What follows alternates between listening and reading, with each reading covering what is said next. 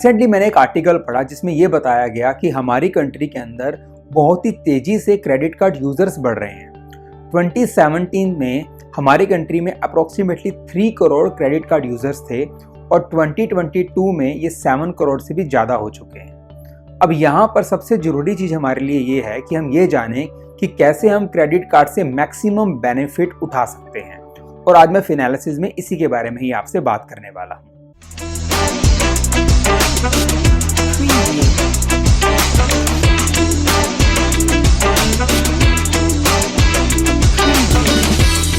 के पास हमेशा एक से ज़्यादा क्रेडिट कार्ड होने चाहिए। इसका बेनिफिट क्या है मैं आपको छोटे से एग्जांपल से समझाता हूँ। मान लीजिए मेरे पास स्टेट बैंक ऑफ इंडिया का क्रेडिट कार्ड है। आपको ये तो पता ही होगा कि क्रेडिट कार्ड के अंदर 2 डेट्स बड़ी इंपॉर्टेंट होती हैं, bill date and due date. वैसे मैं इस पर्टिकुलर टॉपिक पे एक सेपरेट वीडियो बना चुका हूँ, अगर आपने अभी तक नहीं देखा है तो उसको देखना ना भूलिएगा। देखिए, बिल डेट का मतलब होता है वो पर्टिकुलर डेट जिस दिन बैंक आपके क्रेडिट कार्ड स्पेंडिंग की पूरी स्टेटमेंट जनरेट करता है, और ड्यू डेट का मतलब होता है वो पर्टिकुलर डेट उस दिन आपको आउटस्टैंडिंग अमाउंट बैंक को रिटर्न करना होता है। लेट्स जस्ट से मेरे पास जो SBI का क्रेडिट कार्ड है उसका जो बिल डेट है वो हर महीने की 25th है और जो ड्यू डेट है वो नेक्स्ट मंथ का 15th है। आपको ये भी पता होगा कि बिल डेट और ड्यू डेट के बीच में 20 दिन का डिफरेंस हमेशा होता है। सपोज सितंबर का मंथ चल रहा है तो इसका बिल डेट हो गया 25th ऑफ सितंबर और ड्यू डेट क्या बनेगी अगले महीने की 15 तारीख, मतलब 15th ऑफ अक्टूबर। यहाँ पर मैं एज्यूम करता हूँ कि मेरा इलेक्ट्रिसिटी बिल हर महीने की 18 तारीख को आता है, तो 18 सितंबर को मेरा इलेक्ट्रिसिटी बिल आया और लास्ट डेट जो थी वो पे करने की वो 24th ऑफ सितंबर थी।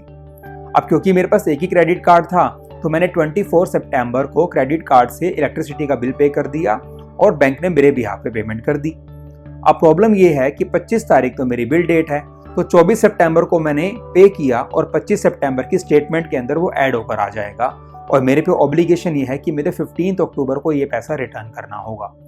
अब मुझे यहाँ पे नुकसान क्या हुआ है कि जो पैसा मुझे बैंक ने उधार पे दिया था मैंने उस पैसे को इस्तेमाल तो किया, लेकिन कब से कब तक, सिर्फ 25 सितंबर से लेके 15 अक्टूबर तक ही यूज किया। मतलब कि मैंने सिर्फ और सिर्फ उस पैसे को 21 दिन के लिए ही यूज किया बिना किसी इंटरेस्ट के।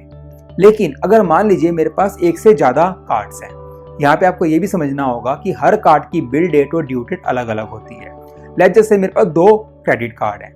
एक क्रेडिट कार्ड के अंदर तो मेरे पास बिल डेट है 25 सितंबर और ड्यू डेट है 15 अक्टूबर, और दूसरा केस मैं ले लेता हूं, जो दूसरा कार्ड है उसके अंदर जो मेरे पास बिल डेट है लेट्स जैसे वो है 20 सितंबर और जो ड्यू डेट है वो है 5th ऑफ अक्टूबर। अब बेनिफिट क्या होगा दूसरा कार्ड रखने का, मेरे पास इलेक्ट्रिसिटी का बिल आया, मैंने यहाँ पे जो डेट थी वो क्या थी, 18 तारीख को बिल आया था, लास्ट डेट थी 24 तारीख की। तो मैं क्या करूंगा, जो मेरा दूसरा कार्ड है जिसकी बिल डेट 20 सितंबर है मैं उससे पेमेंट करूंगा। तो मैं 24 सितंबर को अगर पेमेंट करता हूं तो यहाँ पर क्या होगा, बिल डेट तो जा चुकी है, उसके बाद मैंने क्रेडिट कार्ड को यूज किया है, तो अब जो मेरा जो क्रेडिट कार्ड के अंदर जो स्टेटमेंट बनेगी वो अगले महीने बनेगी और वो बनेगी 20 अक्टूबर को। अब यहाँ पर 24 सितंबर को जो मैंने इलेक्ट्रिसिटी बिल पे किया है उसकी स्टेटमेंट आएगी 20 अक्टूबर को, और मुझे इलेक्ट्रिसिटी का जो बिल पे किया है बैंक ने मेरे बिहाफ पे मुझे वो रिटर्न करना पड़ेगा 5 नवंबर को, क्योंकि अगली ड्यू डेट पे चला जाएगा।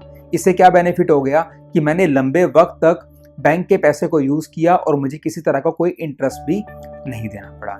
दूसरा बेनिफिट मल्टीपल क्रेडिट कार्ड का वो है क्रेडिट यूटिलाइजेशन रेशो। देखिए, इसको छोटे से एग्जांपल से समझते हैं। मान लीजिए मेरे पास एक क्रेडिट कार्ड है और उसकी जो मैक्सिमम लिमिट है स्पेंडिंग की वो 1 लाख रुपीज है और मैंने अपने क्रेडिट कार्ड से 20,000 रुपीज खर्च कर दिए, तो यहाँ पर जो मेरा क्रेडिट यूटिलाइजेशन रेशो है वो 20% क्या हो गया। आपको हमेशा याद रखना है कि आपका क्रेडिट यूटिलाइजेशन रेशो जो है वो मिनिमम होना चाहिए, और 10% से नीचे रखें तो बहुत ही अच्छा है। मैं ऐसा क्यों कह रहा हूँ, जितना कम आपका क्रेडिट यूटिलाइजेशन रेशो होता है उतना ही सिबिल स्कोर अच्छा होता है। सिबिल स्कोर जितना अच्छा होगा आपको उतना इजीली बैंक से लोन मिल जाएगा। नॉट ओनली दिस, आपको relatively lower rate of interest के ऊपर भी लोन मिल जाएगा। अब मेरे पास अगर एक से ज्यादा क्रेडिट कार्ड है और मुझे 20,000 रुपए खर्च करने हैं, लेट्स जैसे 2 क्रेडिट कार्ड हैं, दोनों पे 1 लाख की लिमिट है, तो मैं क्या कर सकता हूँ, एक क्रेडिट कार्ड से मैंने 10,000 रुपए खर्च किए और दूसरे क्रेडिट कार्ड से ही मैंने 10,000 रुपए खर्च किए, टोटल तो मैंने 20,000 रुपीज खर्च कर दिए। लेकिन जो मेरा क्रेडिट यूटिलाइजेशन रेशो है वो पर क्रेडिट कार्ड ओनली 10% ही रह चुका है। तो जितना ये कम होगा उतना आपके लिए बेनिफिशियल होता है। तो मल्टीपल कार्ड रखने से आपको इस तरह के बेनिफिट मिलते हैं। तीसरी चीज जो आपको क्रेडिट कार्ड को यूज करते समय हमेशा दिमाग में रखनी है कि ऑटो पेमेंट फैसिलिटी को हमेशा ऑन रखना है। क्या मतलब है मेरा ऑटो पेमेंट से? जैसा कि मैं आपको बता रहा था कि क्रेडिट कार्ड के अंदर बिल डेट होती है और ड्यू डेट होती है, और ड्यू डेट के ऊपर आपको क्रेडिट कार्ड का जितना भी आउटस्टैंडिंग अमाउंट होता है वो रिटर्न करना होता है। ऐसा भी हो सकता है कि आपके माइंड से स्किप हो जाए और ड्यू डेट के ऊपर आप बैंक को पैसा रिटर्न ना करो। अगर आपने ऐसा किया तो बैंक बहुत ही हैवी पेनल्टी आप पे लगाएगा, बहुत ही ज़्यादा इंटरेस्ट चार्ज करेगा। तो इससे बचने का बेस्ट तरीका क्या है? ऑटो पेमेंट फैसिलिटी को ऑन करो। उससे क्या होगा, ड्यू डेट के ऊपर ऑटोमेटिकली आपके सेविंग अकाउंट से पैसा कट जाएगा और आपकी क्रेडिट कार्ड की पेमेंट हो जाएगी। फोर्थ पॉइंट जो आपको हमेशा दिमाग में रखना है कि जो क्रेडिट कार्ड का आउटस्टैंडिंग अमाउंट है आपने उसको एक साथ पे करना है, कभी भी EMI मतलब कि इक्वली मंथली इंस्टॉलमेंट नहीं बनवानी। आपने जरूर ऐसा एक्सपीरियंस किया होगा कि ड्यू डेट आने से पहले बैंक हमें मैसेज करता है जहां हमें ये कहता है कि अगर आप चाहें तो आउटस्टैंडिंग अमाउंट की EMI भी बनवा सकते हैं। ऐसी गलती कभी भी मत करना। छोटा सा एग्जांपल लेते हैं। मान लीजिए मेरे क्रेडिट कार्ड के ऊपर 36,000 रुपीज आउटस्टैंडिंग है। मेरे पास मैसेज आता है बैंक का कि आप इसकी 6 EMI बनवा लो। तो आप ये मत सोचिएगा कि मैं 6,000 रुपीज ही पर मंथ दूंगा। अगर आपने एक बार EMI बनवा ली तो आपको EMI तो देनी ही देनी है, प्लस आपको उसके ऊपर बहुत ही हैवी इंटरेस्ट देना पड़ेगा, convenience fees, service charges, GST, processing fees और ना जाने कितने तरह के और चार्जेस। नॉट ओनली दिस, एक बार आपने EMI बनवा ली, उसके बाद जब जब आप क्रेडिट कार्ड यूज करोगे तो आपको इंटरेस्ट फ्री पीरियड नहीं मिलेगा।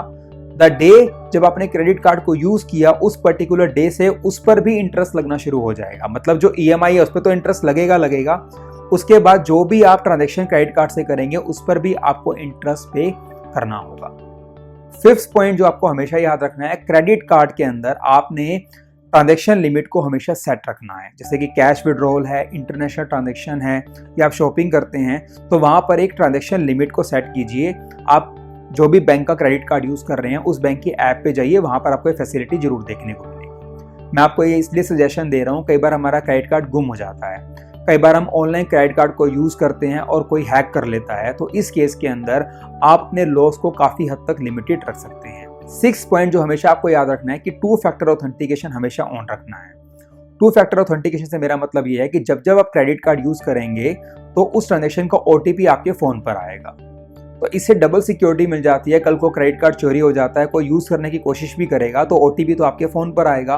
तो इस तरह से वो कभी भी आपके क्रेडिट कार्ड को यूज नहीं कर पाएगा और आपको ही पता लग जाएगा कि कोई आपके क्रेडिट कार्ड को मिसयूज करने की कोशिश कर रहा है। तो ये था मेरा आज का वीडियो जहां मैंने आपको ये बताया कि कैसे आप स्मार्ट तरीके से क्रेडिट कार्ड को यूज कर सकते हैं और मैक्सिमम बेनिफिट इससे उठा सकते हैं। आई होप आपको वीडियो अच्छा लगा होगा, तो उसको लाइक एंड शेयर करना ना भूलिएगा। चैनल सब्सक्राइब नहीं किया है तो please hit the subscribe button. Thank you so much for watching this video. Take care.